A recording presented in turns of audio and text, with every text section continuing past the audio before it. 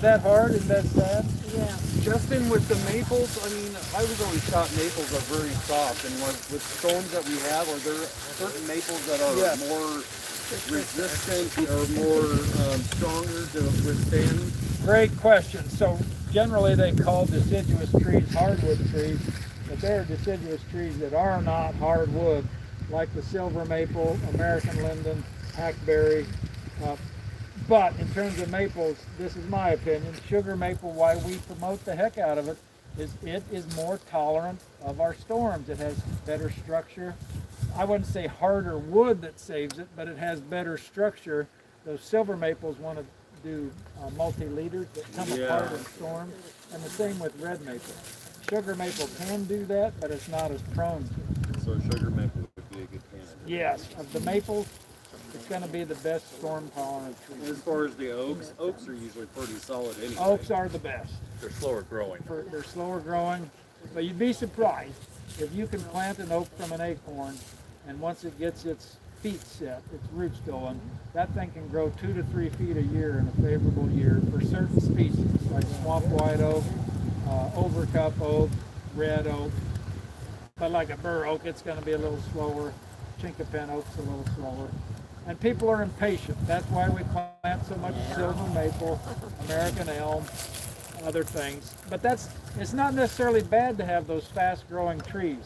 We need a diversity of species across the community, but we also need a diversity of age and class and type of growth.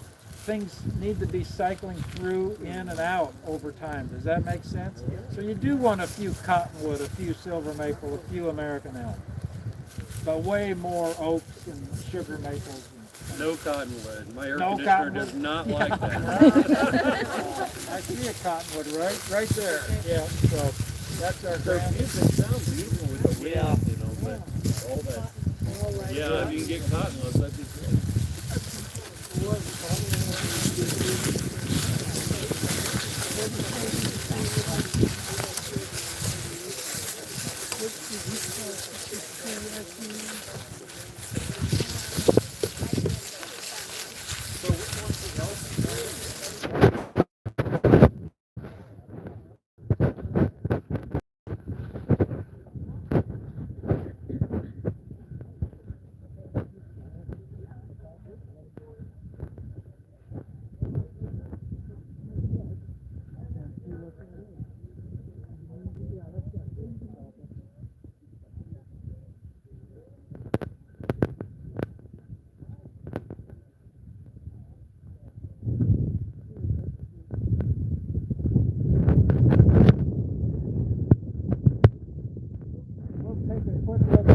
Maple, and Charlotte's got a,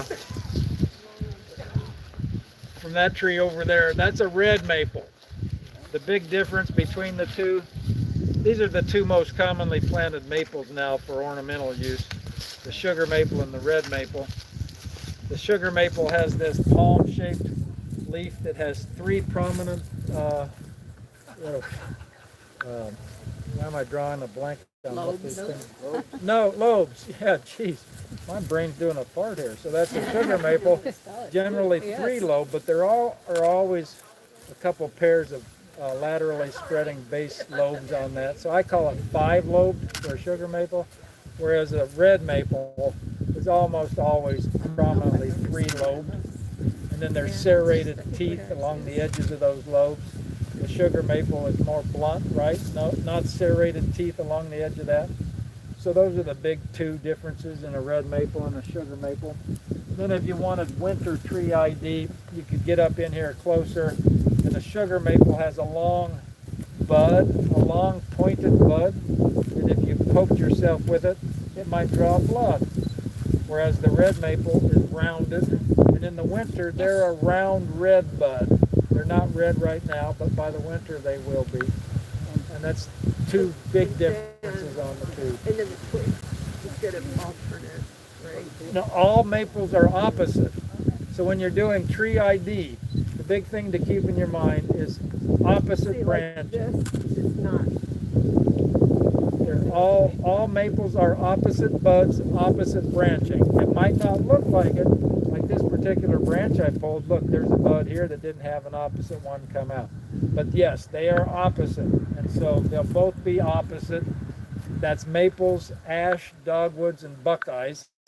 So, and we remember mad buck, if you can remember that acronym, mad buck, maples, ash, dogwoods, and buckeyes are opposite. The other trees are alternate, the leaves coming out alternately across them on the stem. Does that make sense to you? That'll get you pretty far on tree ID. And then the bark. Yeah, the bark. So for me, sugar maple, especially with maturity, boy, look at that chain. That tree ate that chain. That's interesting. Sugar maple, if you compared it to the silver maple, you'll see it's not nearly as flaky or peely. And the really old ones, it's like, It's a ghostly gray. and it's Yep, and it will have plates as they mature on the old trees.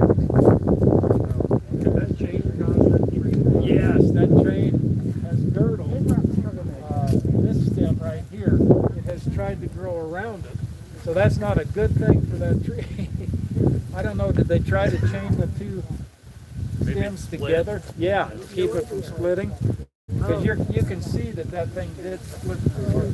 Chain together. We both, yeah. Oh. You see it over here. All the way up. Healthy. Come See it over there, stand there chain and get the together. trees. Tug on that chain, Just Nelson. stand up against the tree so I can take your picture. Yeah, that's a really good point. Normally, Pam too. we want our shade trees to have one single leader as high into the tree as we can get it. Pam. This one had a pair, and Okay, one take your tried to glasses. split out, so they chained it together. Hold on, one more. Okay. We should have pruned the tree right here 40 years ago. We should have taken off one of the leaders and pushed it higher into the tree. And now another sign of a well cared for tree is around the base. Right? Yes, you do want this. You want what we're seeing here, this root flare at the base visibly coming out for its root system to spread laterally. If it goes into the ground like a telephone pole, it's been planted too deep. Or there's been too much weed eating. Well, yeah, right.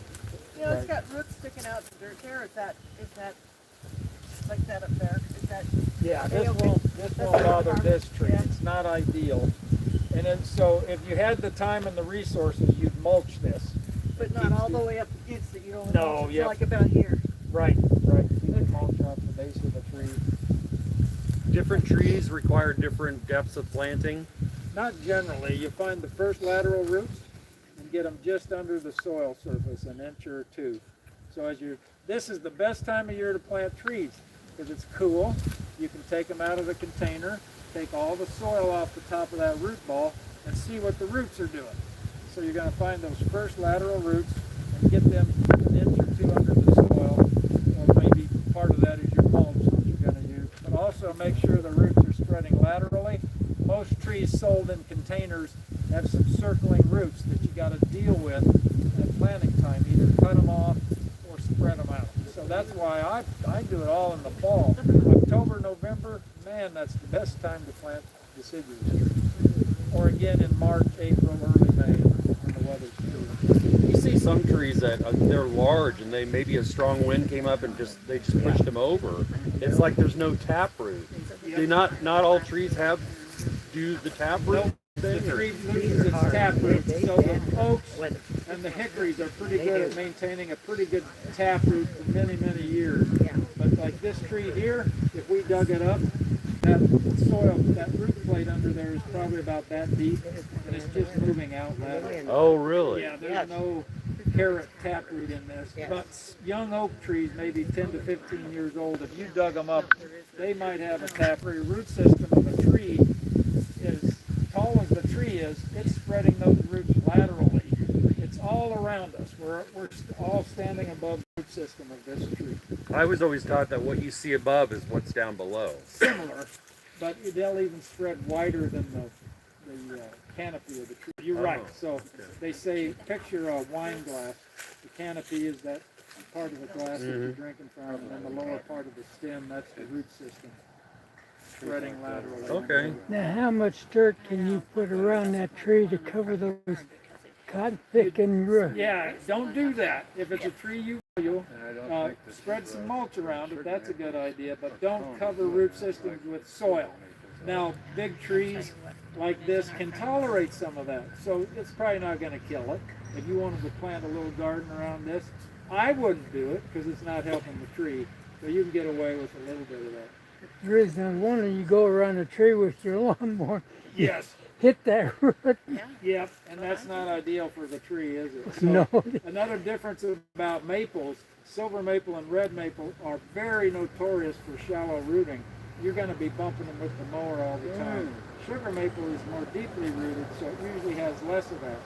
I don't know, Charlotte, the soil here is a little shallow, and maybe it's a little harder below, so it's putting its roots out higher up. I don't think so. I see all the trees with really nice trunk flow, so somebody did a good job. This ash tree over there, not much trunk there. Okay, so I don't want to belabor the point, but I'm a fan of the tree. The lawn is something I tolerate. So I'm opposite of most people, and what I do with lawn care is all for tree care. So I mulch around my tree. At home I can do my lawn in 10 minutes because I've turned everything else into trees, shrubs, flowers, gardens. That's my approach to life. Baby the trees and tolerate the lawn. And we do need a little bit of a lawn. A park has to have a lawn. I would never suggest that it shouldn't. But I like what you've done here. You're not fussing about trying to keep grass.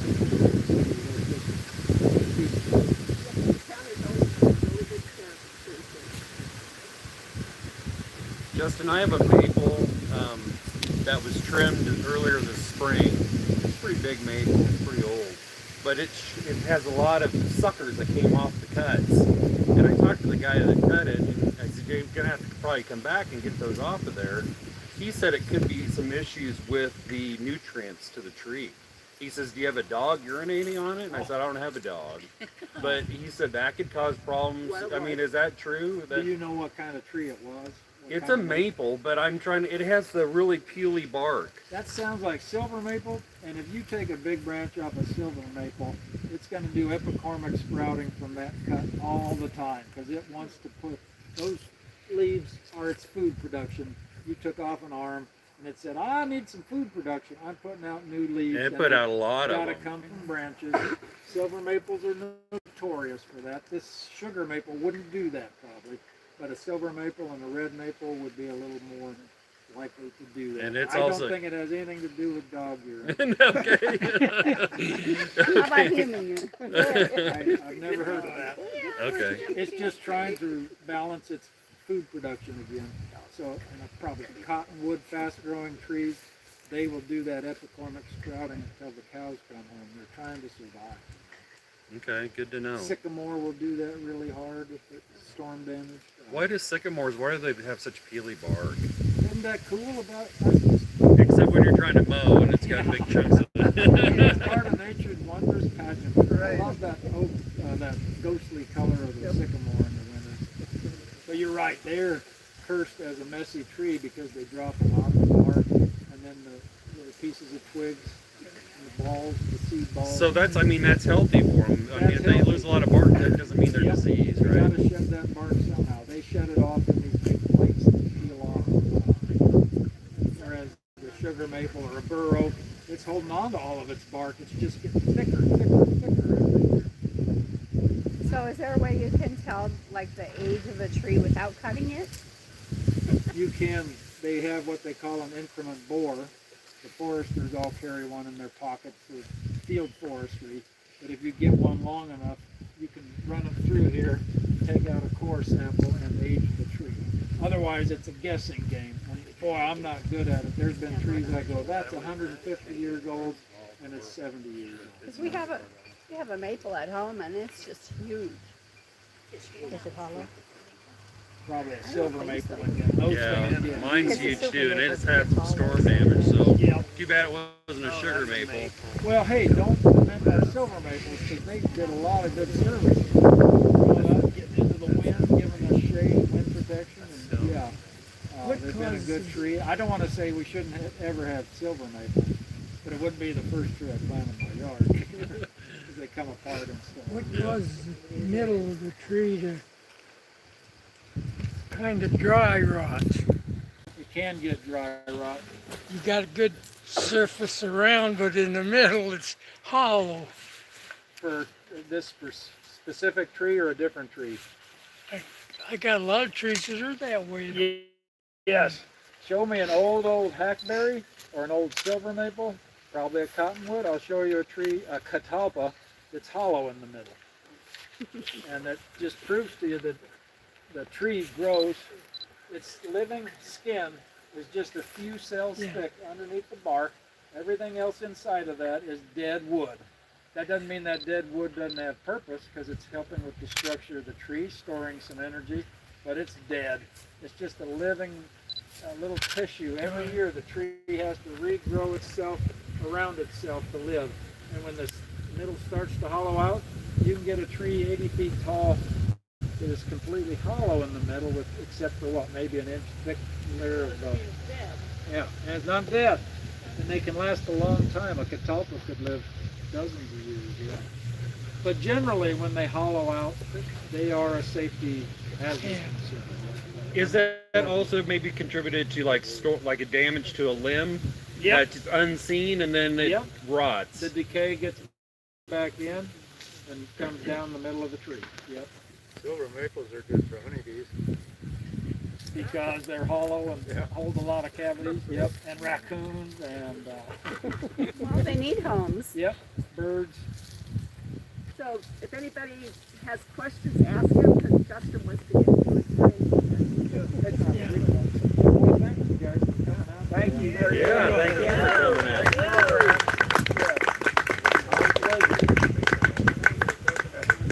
Learned a lot. Good. You have a lot of trees? Well, most people faithful.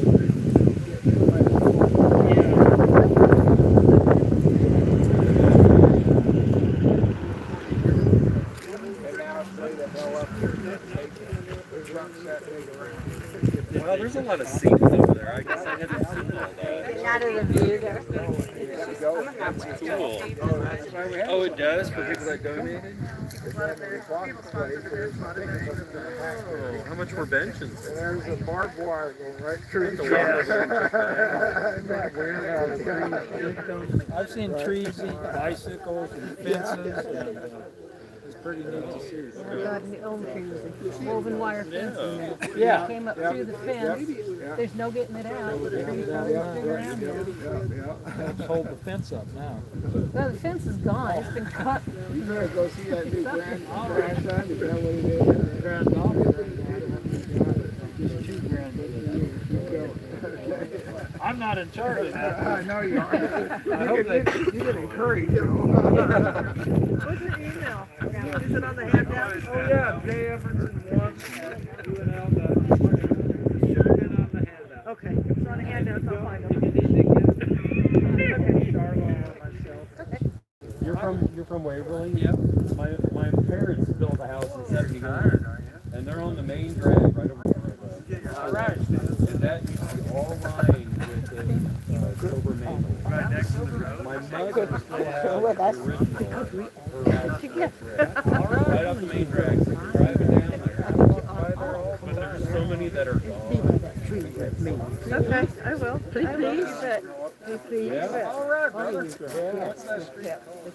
Guildford. Guildford. By the car wash. Yes. Yep. Couple down from the car wash. All right. What's your name? Rick Harris. Oh, I know your brother then. Kurt Harris. I thought you looked familiar.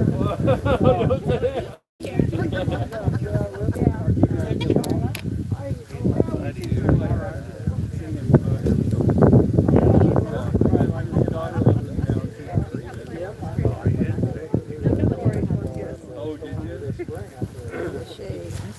4-H leader. You were great too.